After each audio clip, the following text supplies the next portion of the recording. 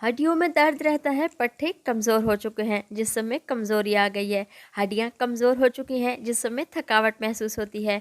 बस आप इस नुस्खे को एक दफ़ा ट्राई करें, इन तमाम मसाइल का ख़ात्मा हो जाएगा। बिस्मिल्लाहिर्रहमानिर्रहीम। अस्सलाम वालेकुम। लाखों करोड़ों दुरूद सलाम नबी करीम सल्लल्लाहु अलैहि वसल्लम पर और उनकी आल पर। मैं हूँ अनाबिया और वेलकम करती हूँ आपको अपने यूट्यूब चैनल चिरखारे पकवान में। आज आपसे बेहतरीन नुस्खा शेयर करने जा रही हूँ जिसमें ताकत है कि पट्टे मजबूत होंगे। अगर आपका वज़न बढ़ चुका है, हाई ब्लड प्रेशर रहता है, तो आपका दिल भी मजबूत होगा, जोड़ों, घुटनों और कमर का दर्द भी दूर हो जाएगा। बहुत ही पावरफुल नुस्खा शेयर करने जा रही हूँ। चलिए चलते हैं हम अपने किचन में और ये नुस्खा तैयार कर लेते हैं। ये नुस्खा है फूल मखानों, गोंद और शक्कर का। शक्कर का इस्तेमाल कब करना है ये मैं आप लोगों को बाद में बताऊंगी। यहाँ पर है मेरे पास 1 पाव के बराबर गोंद, 1 पाव फूल मखाने, आधी प्याली के बराबर शक्कर। शक्कर का इस्तेमाल बाद में करना है, ये मैं आप लोगों को एंड में बताऊंगी। तो सबसे पहले हम एक फ्राइंग पैन ले लेंगे और उसमें मैं शामिल करूंगी 1 चम्मच के बराबर देसी घी। आप लोगों ने देसी घी का ही इस्तेमाल करना है या फिर बनास्पति घी का ही इस्तेमाल करना है। कुकिंग ऑयल का इस्तेमाल बिल्कुल भी नहीं करना।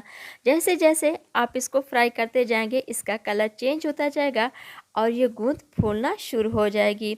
ये देखिए मैंने इसको अच्छे तरीके से मिक्स कर लिया है और इसका कलर भी चेंज होना शुरू हो चुका है और आप लोगों ने इसे मीडियम टू लो फ्लेम पर ही फ्राई करना है। गूंद बहुत ज़्यादा ताकतवर होती है, इसको इस्तेमाल करने से जिसमें होने वाली कमज़ोरी को दूर करती है, पट्टे मजबूत होते हैं और दिल को मजबूत करती है। ये देखिए गोंद हमारी अच्छे तरीके से तैयार हो चुकी है, तो इसको हम एक प्लेट में ठंडा होने के लिए रख देंगे। और अब बारी आती है मखानों की।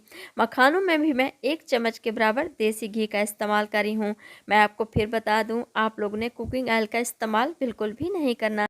एक और बात का आप लोगों ने ख़ास ख्याल रखना है, अगर आप वज़न कम करने के लिए फूल मखानों का इस्तेमाल कर रहे हैं तो आप लोगों ने इसे ड्राई ही रोस्ट करना है, घी का इस्तेमाल बिल्कुल भी नहीं करना।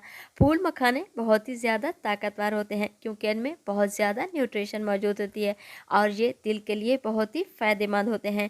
ये देखिए फूल मखाने और गोंद अच्छे तरीके से तैयार हो चुके हैं और ठंडे भी हो चुके हैं और अब मैं इसे मिक्सी जार में डालकर अच्छी तरह से ग्राइंड कर लूँगी। अगर आप चाहें तो इन्हें मोटा मोटा सा कूट भी सकते हैं।